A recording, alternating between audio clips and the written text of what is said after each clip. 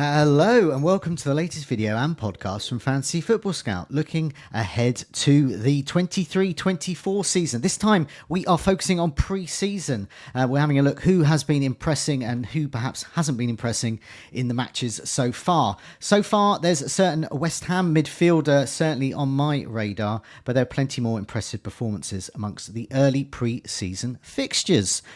Joining me to see who is the next Michu and Lundstrom, and who perhaps could be the next Danny Graham, remember him, Swansea striker, by the way, is Marc Joblin. Marc, welcome. How are you? Hi, Joe. Yeah, good, thanks. Yeah, just the thought of Danny Graham there has remember him? made it better. I don't know. The reason I mention him is because around about this time, many years ago, I don't know how many years ago, whenever Swansea were in the Premier League, he had an amazing pre-season, couldn't stop scoring, and then he did stop scoring as soon as the season started. Meanwhile, the likes of Michu and famously John Lundstrom have excelled in pre-season, and they've been picked up in our coverage at Fantasy Football Scout. And so they've done well. People got them in their teams, and they thanked us very much for all the points they got there. Last season we had the whole Neto and Leon Bailey traps, didn't we? Yeah. Totally fell for those. So, yeah, I guess every year we tell ourselves that we'll do things better, and it's always with hindsight. But yeah, this year there's definitely not going to take a risk on a Bailey or a Neto. No, I mean, the way I look at it is if a player has the pedigree to do well in the Premier League, we've seen them score and assist in the Premier League, and then they do well in pre-season, that tells me they're a player to get in, because we know that they can perform.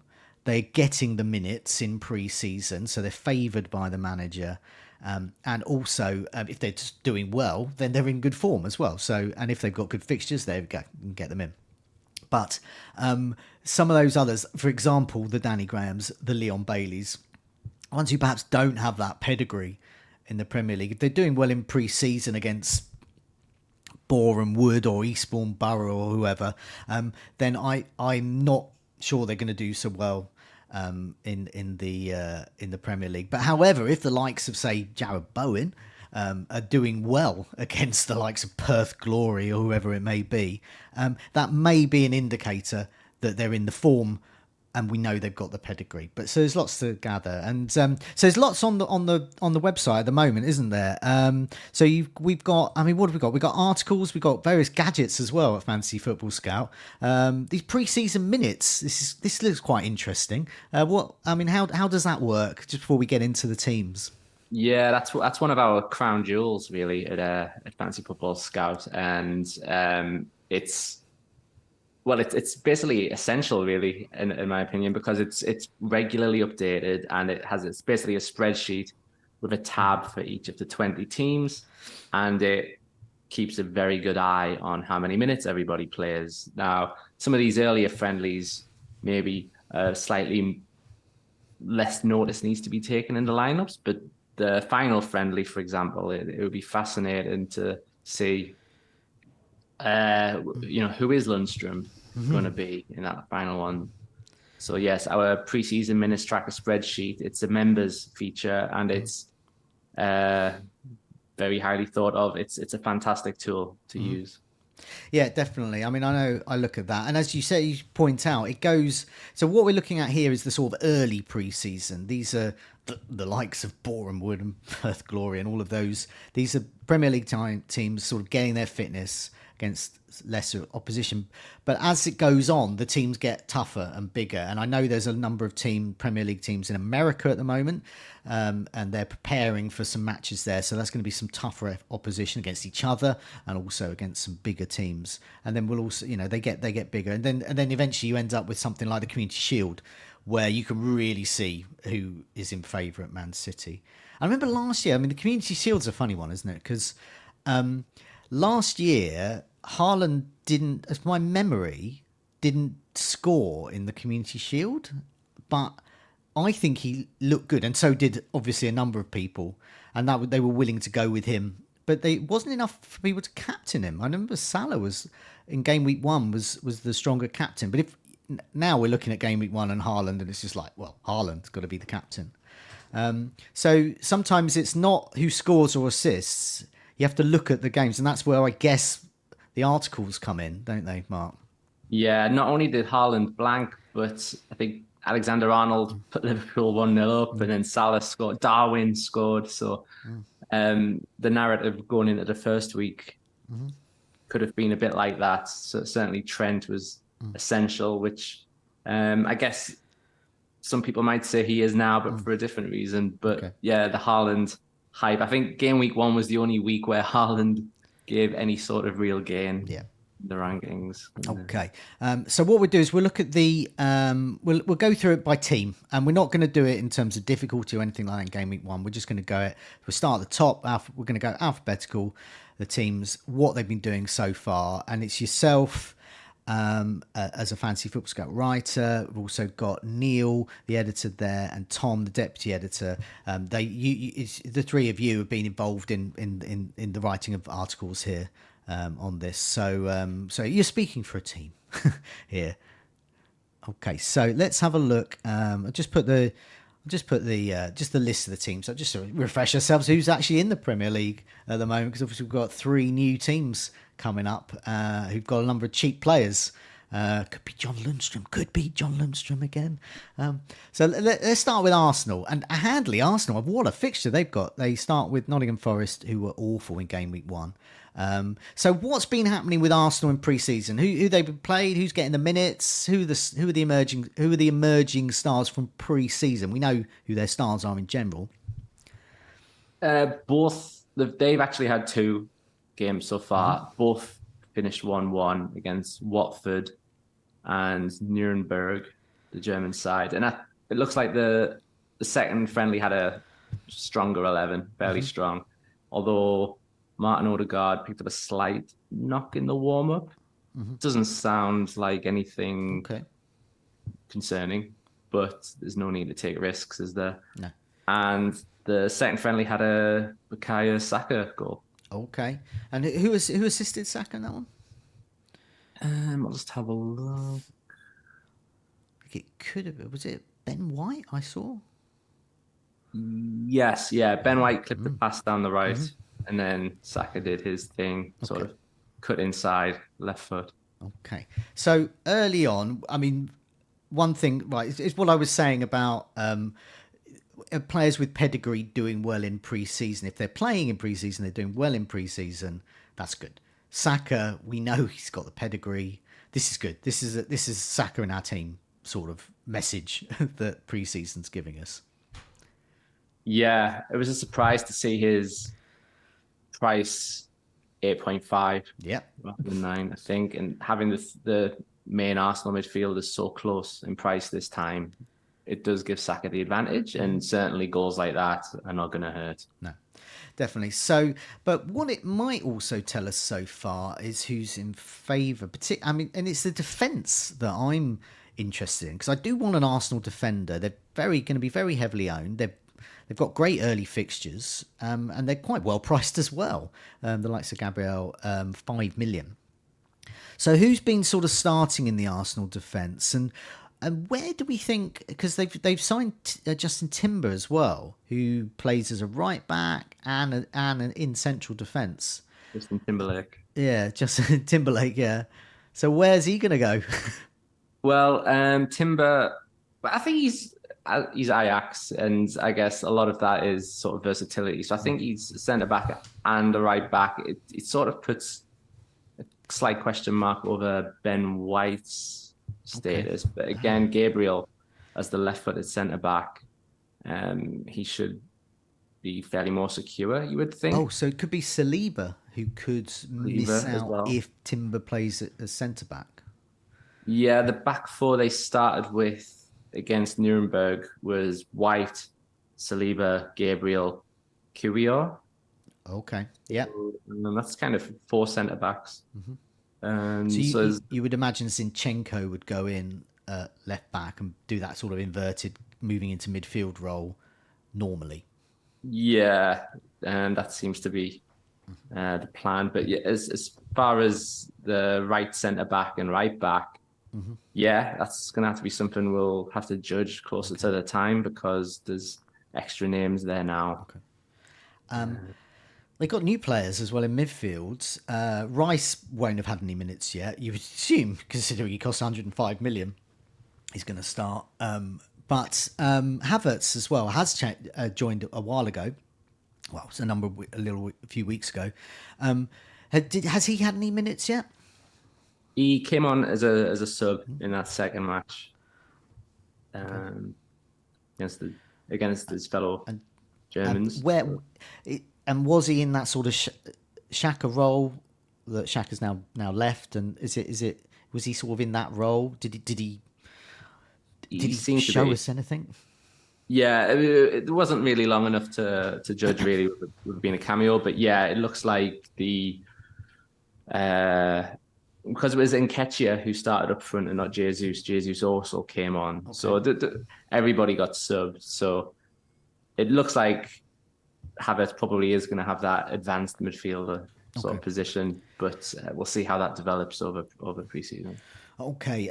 Before we move on to Villa, anything else to add about Arsenal? I think we've covered most of the positions. Yeah, that seems to be. The first one was the first friendly against Watford was quite a young side. I think a couple of the defenders did play.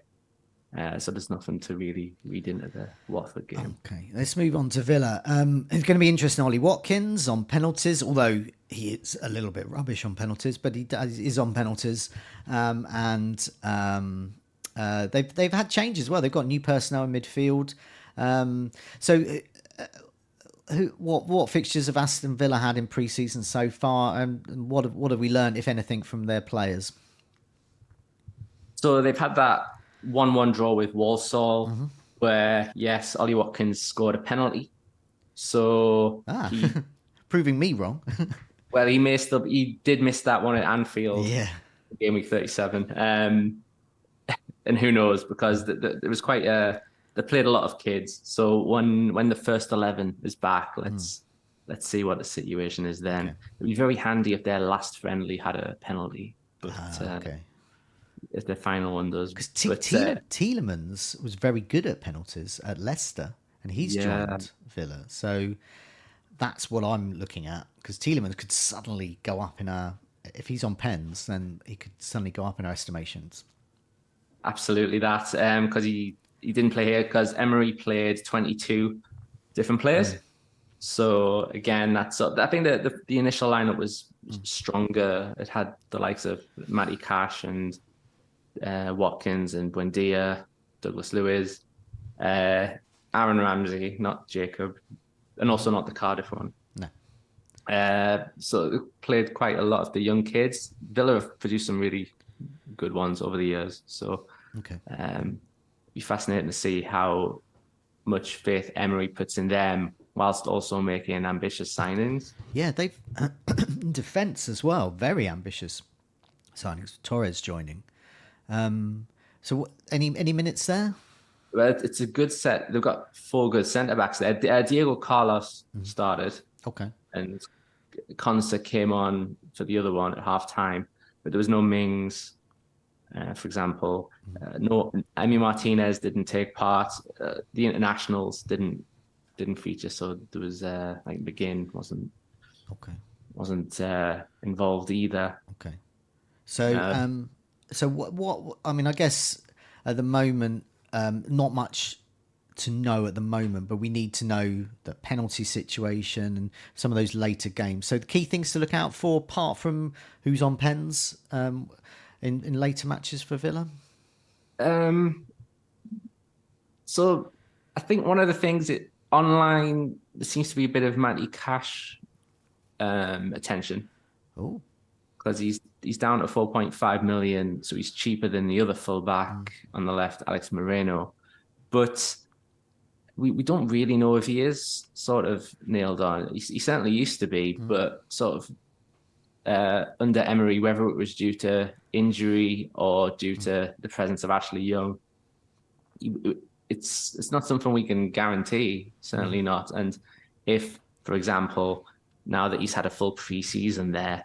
If he wants a more defensive right back to make up for Moreno, it could be Konsa, perhaps.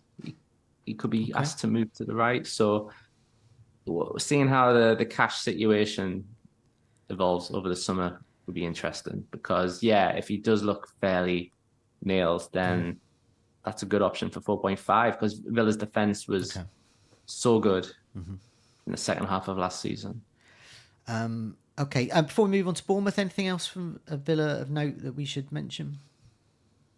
Nothing that comes to mind really. There was it'd be whether Archer doesn't look like he played in this match, but whether he becomes the lead 4.5 million striker or not, we'll see. Yeah, I mean, has he had any minutes yet? I mean, he is in my early draft because I can't see why they would sell him or get him on loan when he is such a good prospect and did so well on loan last year. And they haven't really got anyone else apart from Watkins. So if Watkins gets injured, they do need a striker of some quality.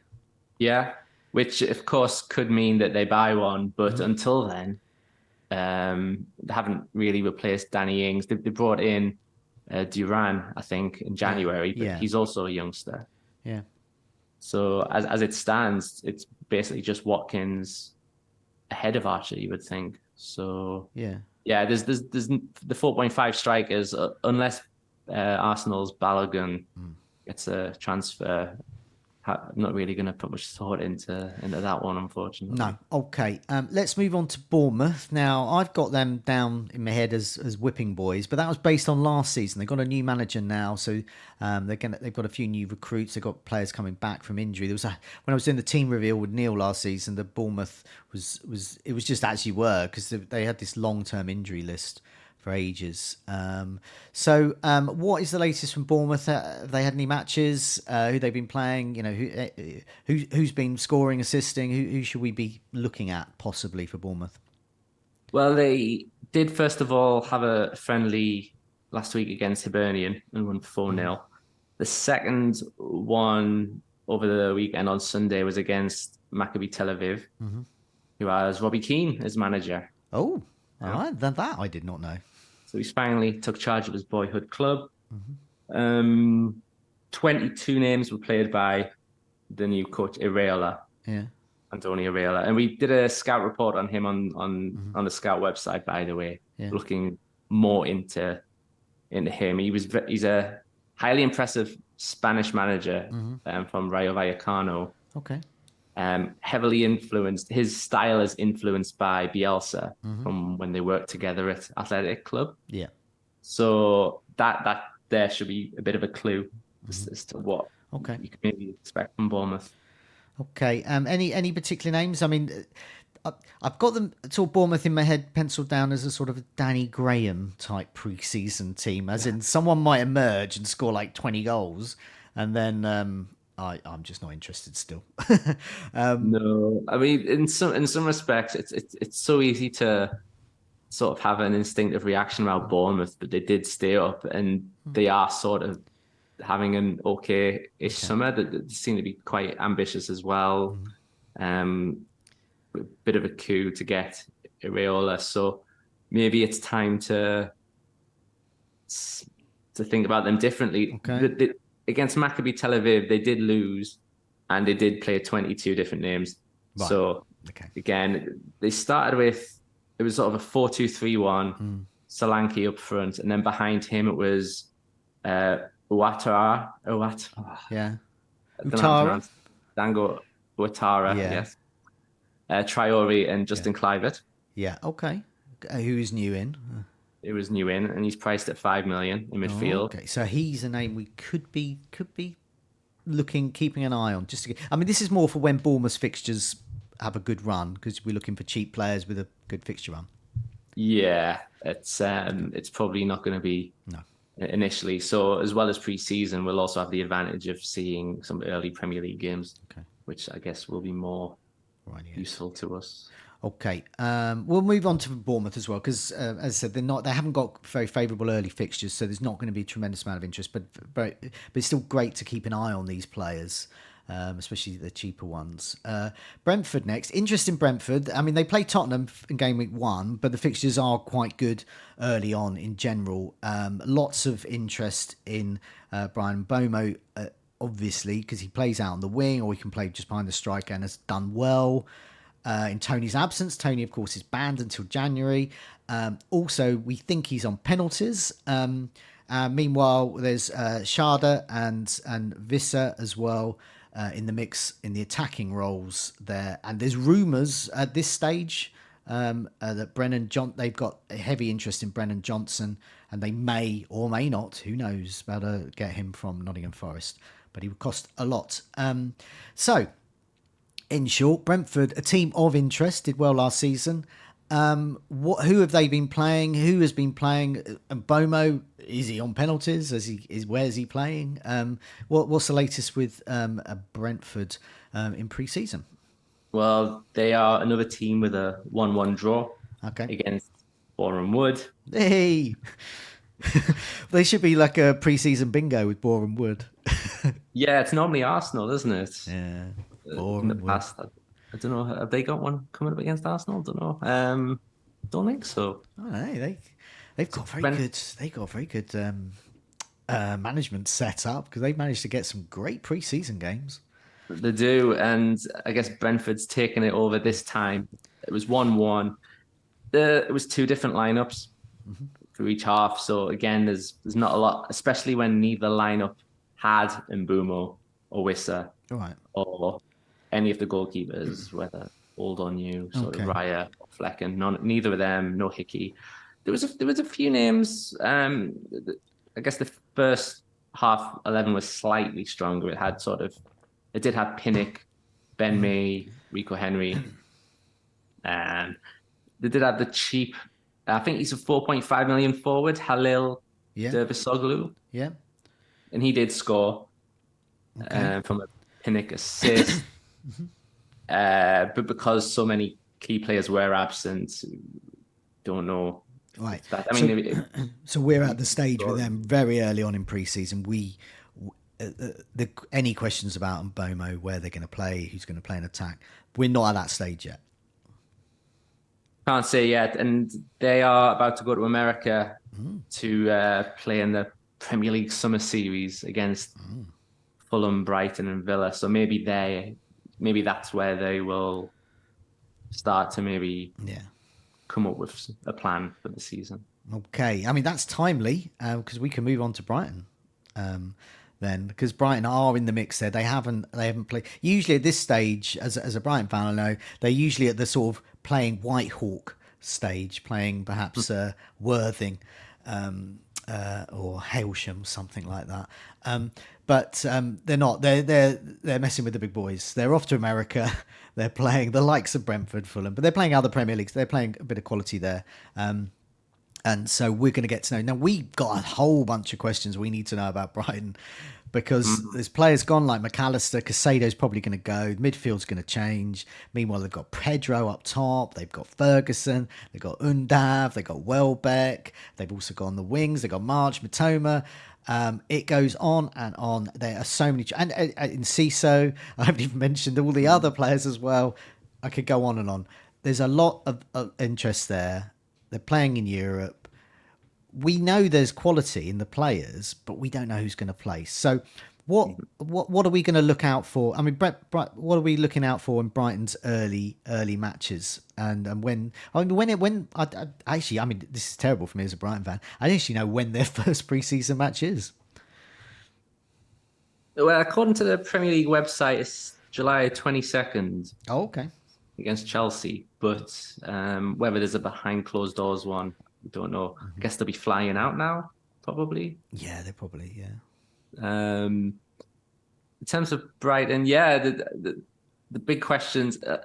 First of all, it's sort of unknown territory because there was a bit of rotation at the end of last season, wasn't there?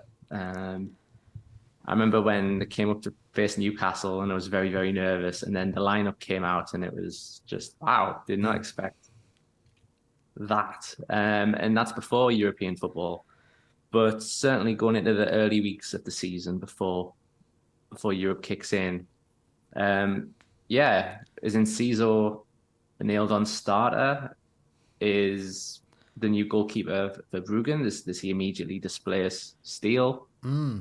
Or is Sanchez back in favour? Like that is a tough one to call. And I'm sure you're in a better Well, position, maybe. my instinct is this, but as I said, because I get asked this a lot on Twitter as a Brighton fan, and I do say watch pre-season because all of the things you've just mentioned, all of these will, there'll be new information for us to help us. My instinct, though, is looking at Verbruggen's history.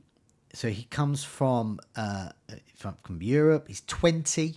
He's played in the Europa Conference, so he's got experience of European competitions. I believe he did. I think he saved 3 penalties in the penalty shootout for his side. Mhm. So he's of quality. Because given his age, I think he's one for the future. But I also think he's possibly. I'd be very surprised if he isn't the goalkeeper in Europe, given his experience in Europe, and which Mm. Steele hasn't got.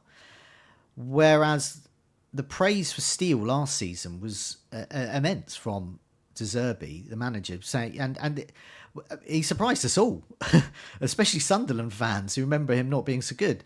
His playing out from the back was, I mean, De Zerbi was saying was the best in the Premier League, and there wasn't anything he did that disproved that. It was nerve wracking to watch the ball going to Steele and Steele to dribble it out. But we saw he got. I mean, if a goalkeeper can get an assist from open play, of which he did when he passed the ball to, I think it was Matoma, or it could be Enciso. I can't remember who it was, but he passed the ball and it was an incredible pass. But his passing range, his dribbling, he's a. I think I'd be very surprised if he's displaced as the number 1 goalkeeper, but that's my instinct. But I might be proved completely wrong. I can't see Sanchez back in favour. Anyone at work who's got a work colleague who basically gets the huff over something and then just down tools is probably not going to be the person they're going to promote at work. Mm. And that's the case it is with Sanchez.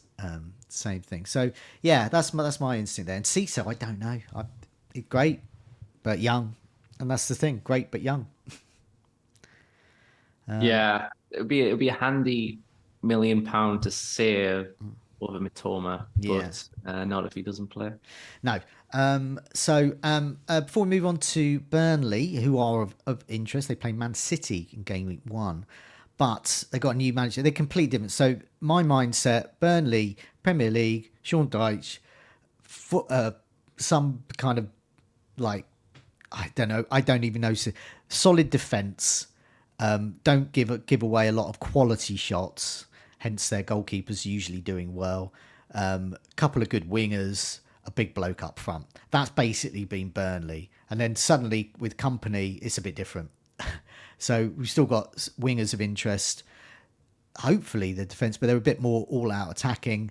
And their goalkeeper might not get the saves that Dyche goalkeepers have racked up. And we don't know who's going to be up top as well, because Jay Rodriguez is getting on a bit. I mean, we've been talking about Jay Rodriguez for about a decade, I think, on the Fantasy Football Scout articles. And actually, Oh, Barnes, Weghorst. yeah, Weghorst is back, but will he stay? And is he of a quality? And then you've also got Ashley Barnes has gone as well. So it's all changed up front. You would imagine they would get a new striker.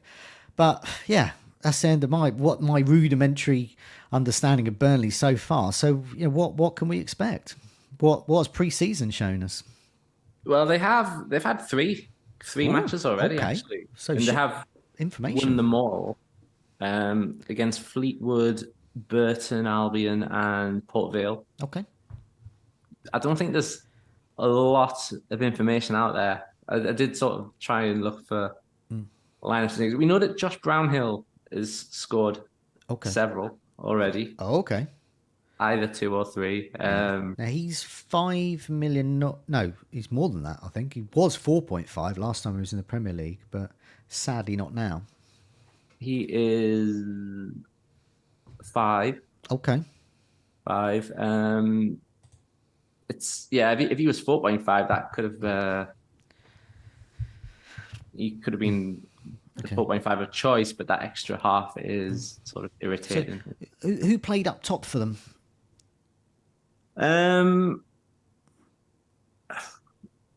Rodriguez still, I guess. But well, certainly on the Burnley website, they've kept it very, very brief. So not actually sure. But if okay. you look at our preseason, sorry, I'll just find the Yeah. preseason ticker,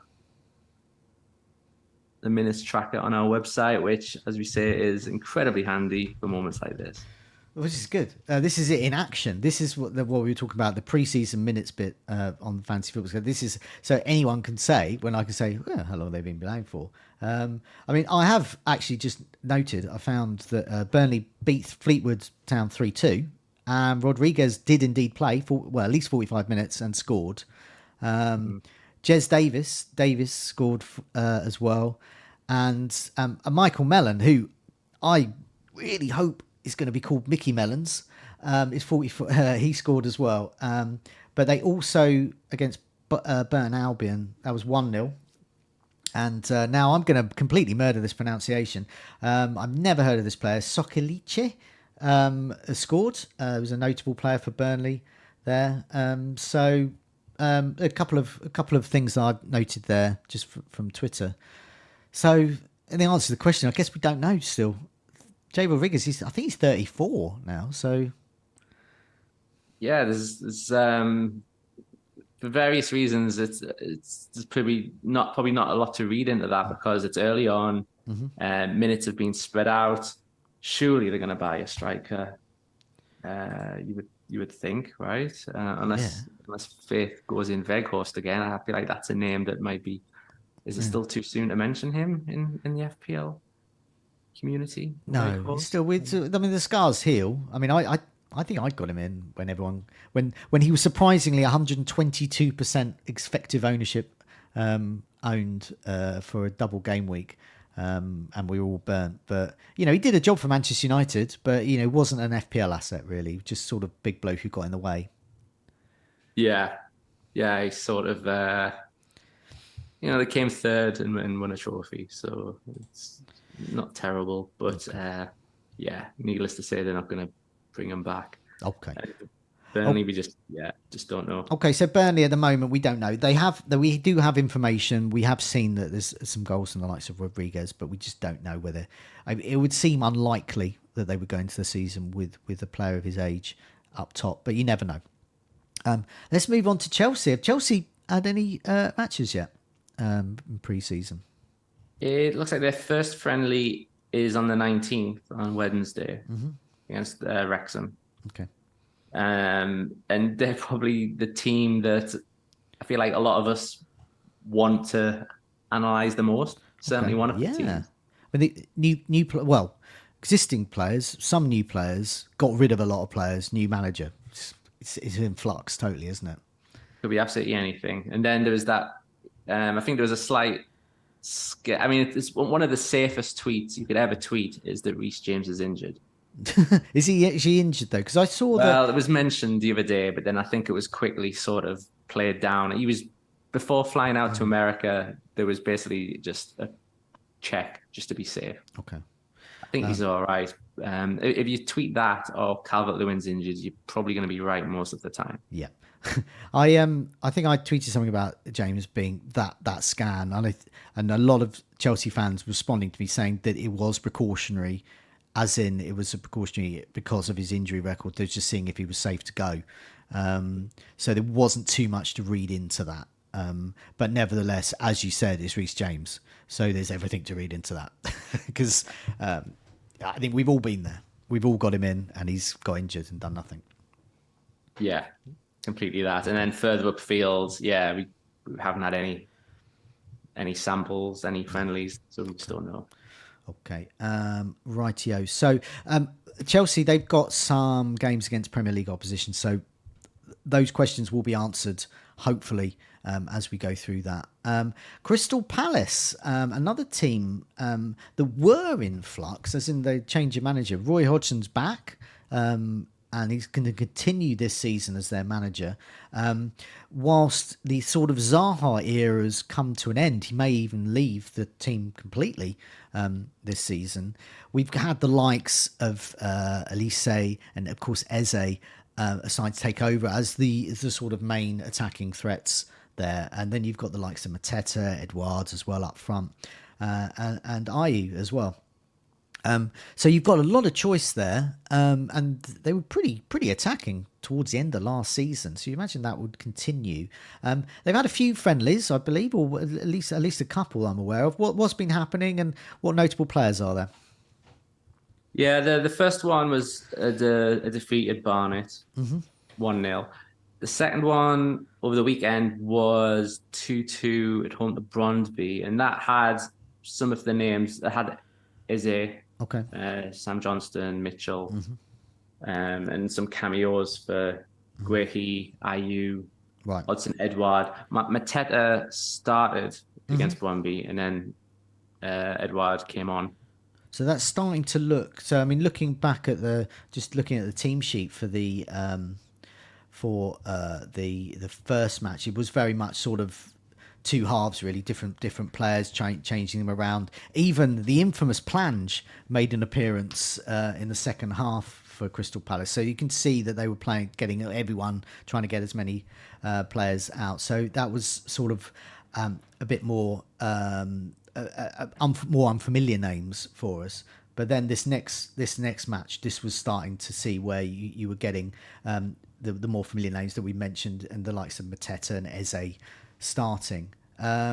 So yeah, I mean, that 2-2 against Bromby. I don't know anything about Bromby, so I can't assess their quality. But goal from Mateta, interesting.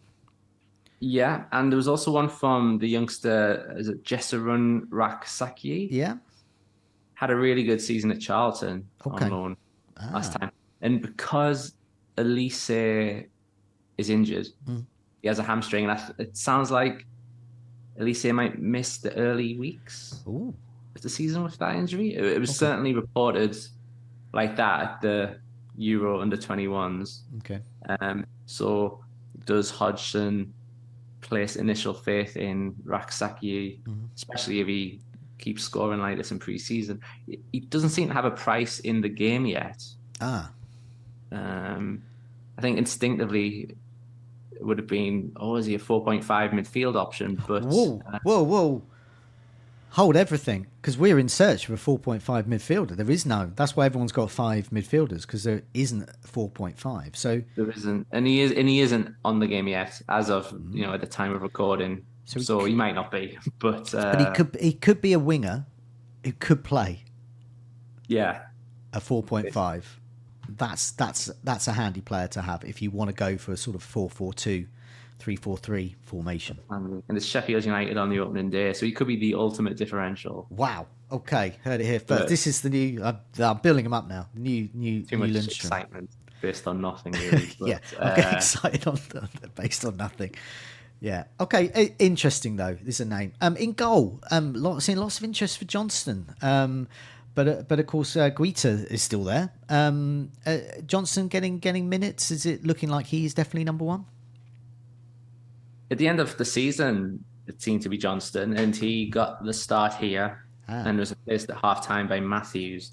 So in terms of Johnston or Guita, that's probably going to have to be a final friendly decision, really. Okay. Well, there's some. I'm getting, not interested in Crystal Palace, because there's certain names here. There's certain cheaper players that might come in, and these are going to be great differentials, because no one's going to know who to go for, because there's so many options, outside of Eze. But they could be, as you said, could be the ultimate differential for game week 1, especially against Sheffield United. The strikers, Edward is 5.5 and Mateta, I believe, is just 5. So if one of them, let's say one of them gets injured and pretty much locks in the other one, that could be an interesting third striker. But I know 3-5-2 is quite popular at the moment. Okay, let's move on to Everton. I was terrible on another video recently. Didn't have any faith in Everton because, I mean, basically their star signing, I guess, is actually Young so far. So that says to me relegation so far. But you never know. You never know. Full of optimism. Maybe they do well. They've got really good fixtures though early on. They start with Fulham at home. So what have Everton played yet? I mean, is there anything we can learn? Is Calvert-Lewin fit? What else? I mean, are they better than the Championship side they look like? Well, they did beat Stade Lyonnais 2-1. Okay, sounds like a condiment, but well done to them. Yeah, I might have just destroyed the pronunciation, but yes, Yeah. it could be a bit like that. And the aforementioned Calvert-Lewin did not play Injured? because it sounds like his minutes are being managed I bet they are. over preseason Okay. stuff. So we did get Neil Maupay score. Yeah. He played and scored a penalty. Right. Okay, we're going to skip over that because I think we're going to get stoned to death if we mentioned if we try and get people to get him in. I'm not even going to go. I'm just going to skip over that. Yeah. Any other notable players? Yeah, he has that price that could lure people in, but lessons learned. Yeah. Yeah. Anything? Any other sort of notable players in terms of because they beat Lyonnais 2-1. So who else was involved in any goals there?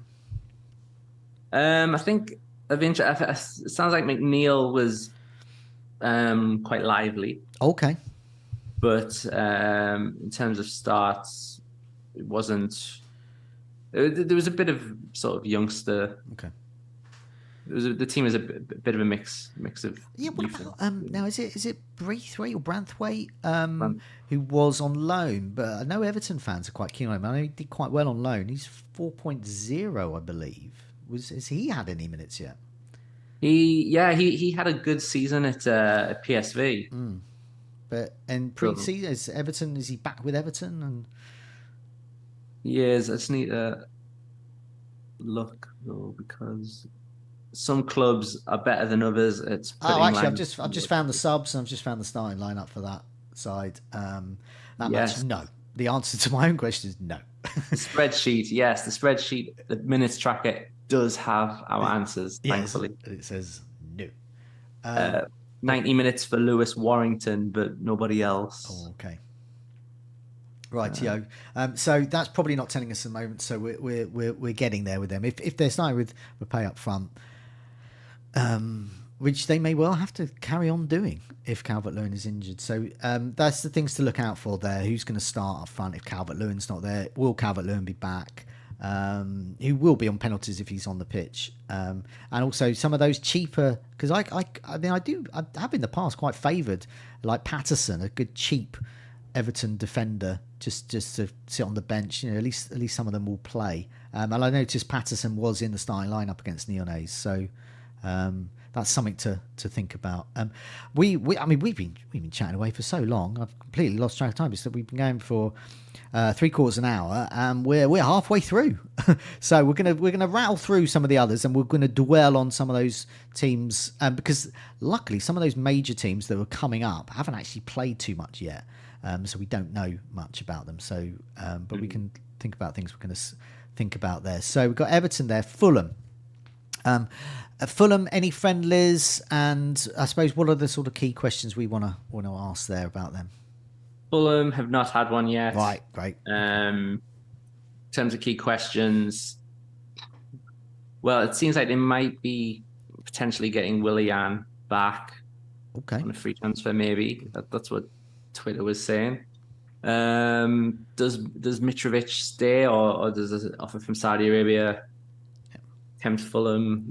We don't know. Could that make Carlos Vinicius a £5 million forward? Yep. Probably not, because surely they'd replace him.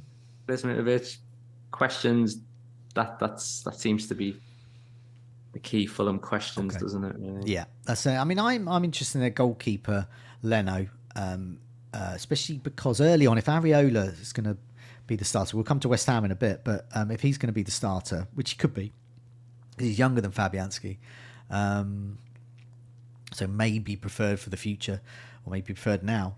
West Ham and Fulham has got quite a nice rotation early on. I quite like that. I'm an old school. I like a bit of goalkeeper rotation, especially if I can get one for 4 million.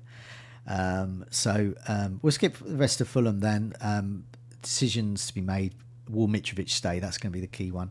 Liverpool, have they played any friendlies yet? And given they have Bournemouth in game week 2, but Chelsea in game week 1, there's sort of tentative interest in the expensive Salah and lots of interest in Alexander-Arnold. So Liverpool, any friendlies yet, or when do they play? If not, None so far. okay. First one is on Wednesday against Karlsruhe in Germany. Oh, okay. So yeah, so some of those sort of tactical questions, and I suppose the forward line is going to have so many options now that yeah, we don't have any clues on that yet. Okay, so we don't have a clue. So the things we need to know. The assumption is Salah's going to stay on penalties, even though McAllister has joined, who's better at penalties, arguably. McAllister will play, we think. They've also got Szoboszlai in midfield, who's also good at penalties. Plus, who's going to play up top? So we've got Darwin, Diaz, Jota, Salah. Who's going to play which of those three? Will Alexander-Arnold carry on this role he's excelled in last season, this inverted fullback? He's now doing, we think, for England as well. So that sort of might cement his role there. Lots to ponder when we look at Liverpool. So yeah, especially now, I guess one of the big things is if Salah gets a hat-trick. And he's not in a lot of our teams, is he, so far? That's it. It's predictable. We know what's going to happen. There's going to be that stage of preseason as the deadline gets closer where fear of not having Salah kicks in and all the templates will mix up again. It's interesting that you mentioned Szoboszlai because we did a scout report on him on the website. Yep. And properly looked into him and the qualities he possesses, what he can add, and just as importantly, does he take away the appeal of others because he is a bit of a set piece specialist. So for the likes of like Alexander-Arnold, for example, is he now sharing duties with him? I don't know, maybe not at the start, but over time, yeah, maybe. Yeah, I mean McAllister as well. I mean, it's McAllister also as well. on set pieces. And what you said about the penalties there, if Salah misses another one, because he did miss a couple, didn't he? Now I know there is another video and podcast. I do urge people to listen to, and based on an article as well about penalty takers. It was Neil, the editor at Fantasy Football Scout, was talking about that very issue there. He seems very confident because luckily there is comments that Klopp made that because Salah missed a couple, 2 in a row, but then scored a couple more, and that didn't seem to worry Klopp. He said he had I think it was called a grown-up conversation, he called it, with Salah about it. And basically Salah's keeping penalties. It doesn't matter if he misses a couple, he's just keeping them. So I think that could be my answer our question there. Maybe. Well, if he misses the first one of the season, then we'll see. But yeah. Sounds like it, doesn't it? Yeah, I mean, especially now, because he's got Szoboszlai and McAllister, who are, I think their penalty rate's better than Salah. So, you've got quality waiting in the wings. Let's move on to Luton. Once again, we're looking at cheap players. I know Bell is playing in the Gold Cup for Jamaica, I believe, at the moment. He's 4 million, so we're not going to get an answer to whether he's going to start or not for Luton. But they have had, I'm aware they've had a friendly against Peterborough United. I'm not sure if they've had any more. Who was of interest in that friendly or any others they've had? Yeah, it was the Peterborough. That's their one outing so far. Luton won 3-1. Goals by Morris, McAtee and Pereira. Okay. Now we know Morris was sort of their main / Yeah. only real goal threat last season. Adebayo did dip in some goals, of course, but Morris is their top scorer and his place isn't in doubt. McAtee is a 4.5 million forward, John McAtee. Yeah. And he did score, but again, what does that mean? There was Adebayo and Morris started the game. It was another situation where the first half team was strong and it was completely different for the second half. Okay, so they do have a blank game week coming up early on against Burnley because their ground's not fully ready. So they've got their early away games, but not their first home game. Another plug for another video and podcast. We did an interview I did with Dan Luke Ashby, the Planet FPL's Luton correspondent, and also an expert on the Championship. He does a podcast for the Gaffer game for the Championship. He was saying that Morris is definitely, as you said, the main man. So he's confirming that, and he's can score left, right, header, everything. He's got everything.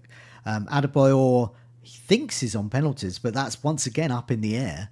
So it could be. I think Morris grabbed one, but I think it's Adebayor. We think he's on penalties, possibly. But as I said, up in the air. That's something to be decided. That's something we might get in pre-season. But he felt that Morris was the better striker than Adebayor, although Adebayor was showing lots of promise. There. Doughty was another player he mentioned who I understand got another 45 minutes in this game.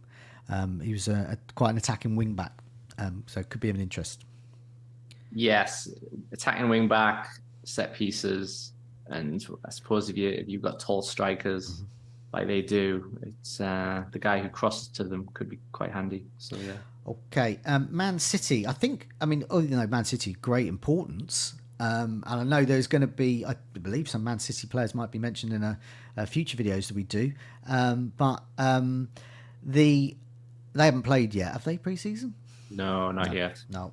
So we need to know a whole bunch of things because there's a lot of players. Mahrez, at this stage looks to be going. Gundogan is gone. We need to see who's going to play in defence.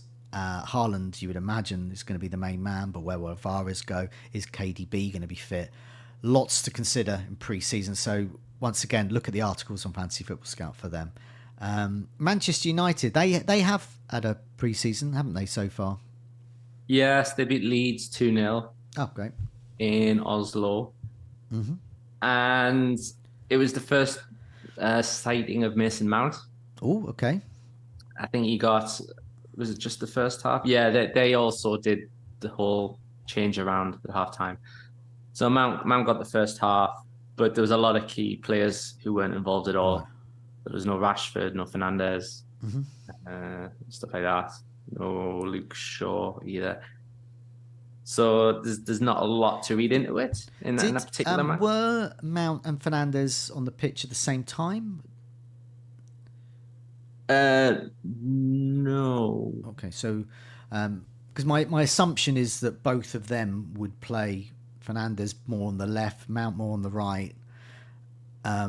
Sort of two attacking midfielders, but also both of them can obviously drop back when needed. Yeah, the only reason I hesitated there was because they did start Fernandes, but it wasn't Bruno Fernandes. Ah, okay, fair enough. Alvaro Fernandes. Ah, yes. Hence the uncertainty. But yeah, but another piece we've done is sort of look into what Ten Hag might want Mason Mount to be. This last season was bad at Chelsea, but Ten Hag's admired Mount for years since they were both in the Netherlands. So you would sort of think Ten Hag has a specific plan in mind for Mount to get the best out of him. And what's the knock-on effect? Fernandes. Okay. In goal as well, De Gea's left, so Onana's at the time of recording looks to be going there. We don't know whether he's going to be 5.5 million or 5 million. It'd be one of those two, I would imagine.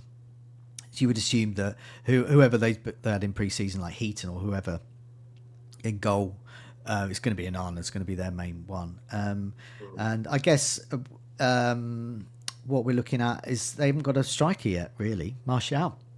So only one can't really be relied on. But yeah, any indications so far who might be sort of a backup striker? They started this match with Forson up front, and second half they had Hugill. So, in conclusion, nothing really. No. Could it even be Rashford? Could he, if they maybe they sign a forward late in the transfer window, but maybe not in time for game week 1? Okay. And does that put Rashford up front? Let's find out. Okay. Newcastle, your team. Who have they played? They usually play around about this time of year. They usually play Gateshead. So in pre-season, who have they been playing in pre-season so far, and have we learned anything? It was exactly that, Joe. Gateshead. Yeah. And the reason is because Gateshead's right next to it. Yeah, basically. We're often branded as Newcastle Gateshead when sort of applying to host things. Yeah. So yeah, that's what it was. Gateshead went 2-0 up, but Well, it's Newcastle, a derby, so yeah. The players were up for it. Yeah. Thing is, Newcastle started about, I don't know, like 5 left backs or something. I don't know if they were trying to accomplish a Guinness World Record or something. Maybe they're trying to tilt the pitch. Everyone on the left trying to destroy it from within. Yeah, if you play 5 left backs, you're definitely going to beat them down the left-hand side. There was Dan Burn, Matt Targett, Jamal Lewis, Matt Ritchie. They all started. Matt Ritchie. at least 4 then. Okay. Newcastle did turn it around and won 3-2. Okay. Goals for Elliot Anderson, who didn't get. He's a very promising youngster, but he didn't get that many minutes. Okay. Last season, there was sort of a thought of, should he have maybe been loaned out? And certainly this season, well, we probably need the deeper squad, in all honesty. But he scored, and then St. Maximin scored, but he's been linked, sadly, with a departure. He's been linked with a Saudi Arabian side again. Yeah, so that one, if the logic is, well, he's out and Harvey Barnes is rumored to come in, hasn't happened yet. Okay, but we'll see how that goes. Okay, so if Barnes does come arrive, that's obviously we want to see where he plays, where the minutes are. As in sort of, whereabouts he plays, if he plays full match, 45 minutes, that kind of thing as well. Trippier, going to be interest there. I'm assuming he sort of being eased into this game as well, got a few minutes. Yeah, well, Trippier started actually, which was a slight surprise, but he got taken off after 65 minutes. Okay. Trippier, Sean Longstaff started, Dan Burn. Okay. But a lot of the names didn't. Okay, so this is early days, but as I said, Newcastle Gateshead, that's a traditional, very early game for them. So we'll see some tough opposition, and we'll keep an eye on that. That's a maximum situation as well. Nottingham Forest next. They often play Notts County because they're right next to them as well. Who have they been playing in pre-season? I'm assuming it is Notts County so far, or Burton, or a team like that. Well, funnily enough, it was Notts County. Hey, it was, yeah. Not bad, Notts County. I saw them against Yeovil a season or two ago in the National League, and they were visibly not a National League side. They were very, very good indeed. Last season with the whole them and Wrexham last season, that was quite. It was two fantastic sides came in for one automatic. That was, I suppose it turned out fine. They welcome them back to the Premier League. What happened in that game? Any notable sort of scorers or starters? Forest made 10 changes at the break, but they did start with, for example, Taiwo Awoniyi up front, who had a really good end to last season. He sort of scored, I think, in the last 3 game weeks. I think he scored like 5 goals or 5 or 6 goals. It was a brilliant end to the season. It was the first time he'd really been given a run in the Forest side because all these new names, big squads. There was a bit of uncertainty going on, but when he did get consistent minutes, he did consistently score. He's priced at 6.5 though, and those early Forest fixtures aren't great. There was this friendly had no Gibbs White, no Brennan Johnson. The only goal was scored by substitute Huang Wei-jo. He signed last season because who didn't, and was immediately loaned out. So Right. again, did he come on just because he was a body, or is there an actual plan? Okay. So to look at there, I mean, they do have a number of players, Danilo as well. It's always looked good. So of interest whenever Nottingham Forest fixtures improve. I know people play Sky Game are interested in them because there's a few single game days for them. So they'd be interested in the likes of Iwanyi, Gibbs White, and so on. So yeah, early days for them. They're at the Notts County stage of pre-season. So we need to see them against a slightly better opposition, even though Notts County, as I said, are actually a good side for where they are new into the league this season.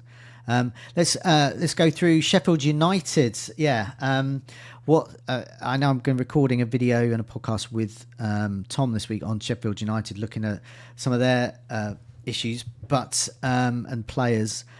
Issues there is that they're awaiting a new owners. So it's not clear, what they're going to be doing in the transfer market, and they very much got a championship side, and some of those were in the Premier League, went down. So they're sort of going down. They're sort of coming back up with the players. Some of the players they went down with, but they've got some new players as well in Dye. It's probably the pick there. So has he got any minutes? And what else can we tell from whatever Sheffield United have had so far in pre-season? Yeah, Ndai scored in this 2-0 win over Chesterfield. Yeah, he did score. I think Marseille was who he was linked with the other day. So not only are no faces coming in, but if your top scorer, sort of star player, could be bad to leave, that's not a great way to enter the season. Okay. He did score here. Ben Osborne scored as well. And surprise, 2 different lineups. Okay.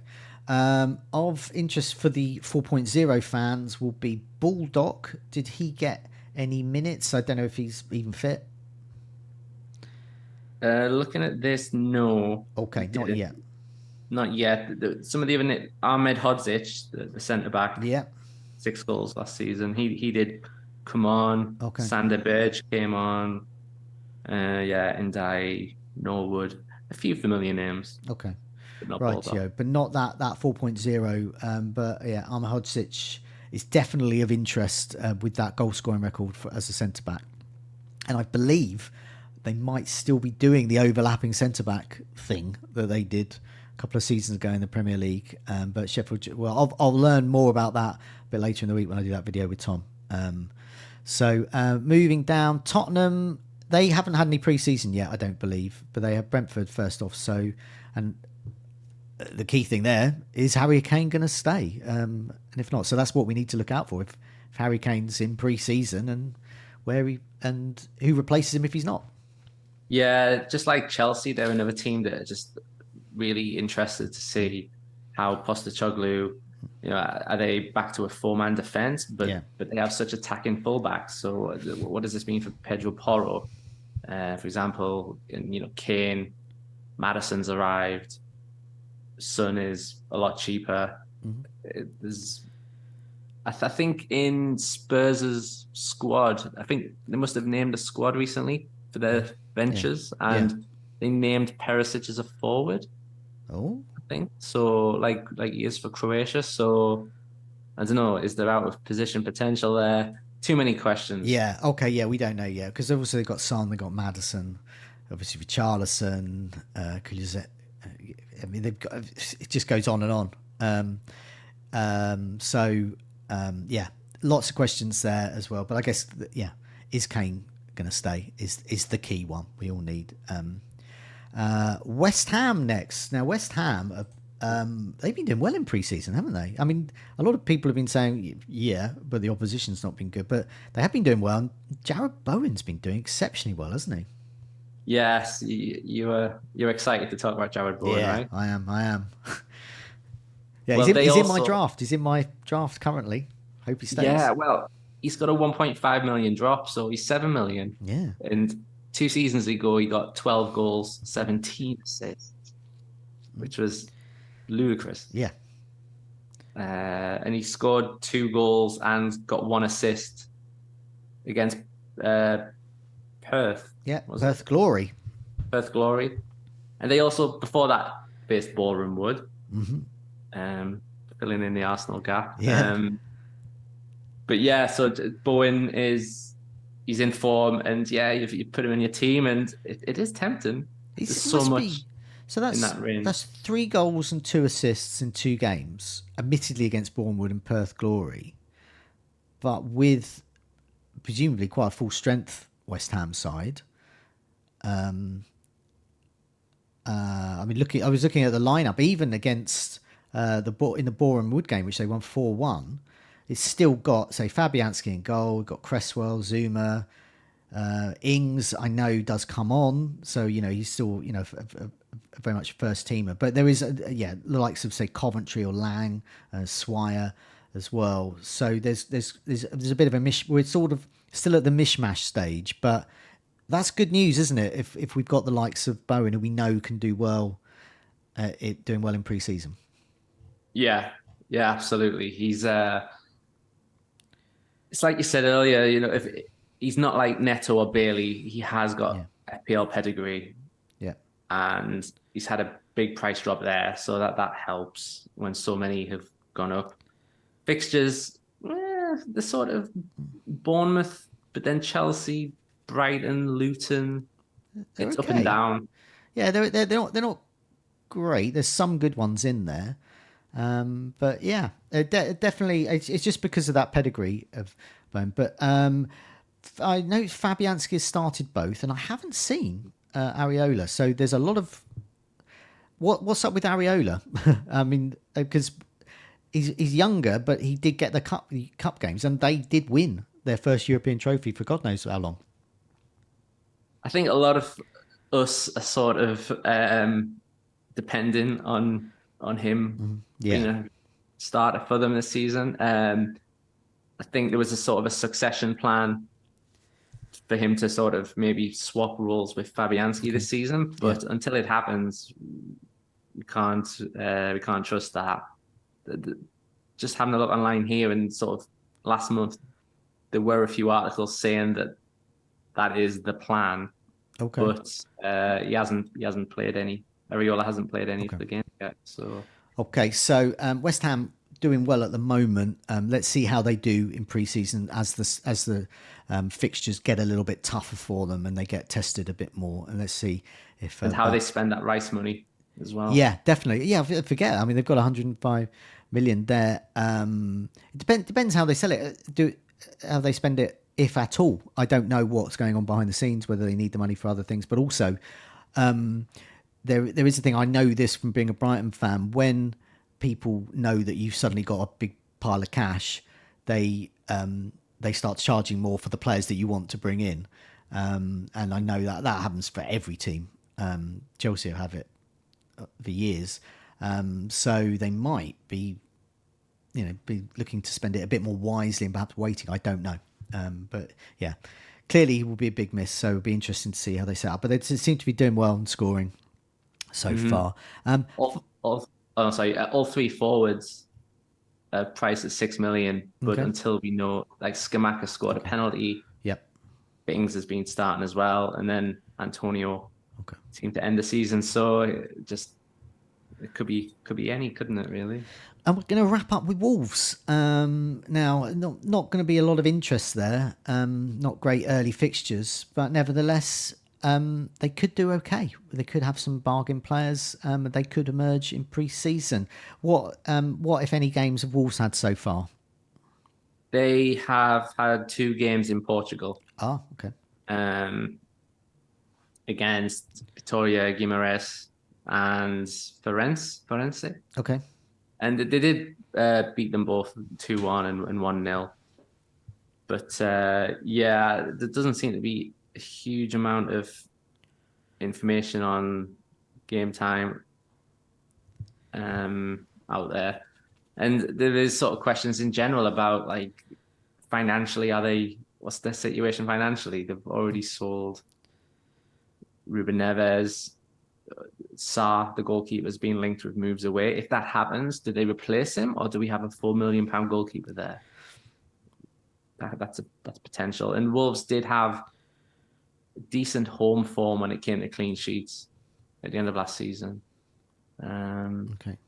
But yeah, they got a couple of wins there. Okay. We'll leave Wolves because I don't think there'll be a lot of interest. But at the same time, it's a situation to monitor, and we do want to get those bargain players. So, and Wolves may offer them up.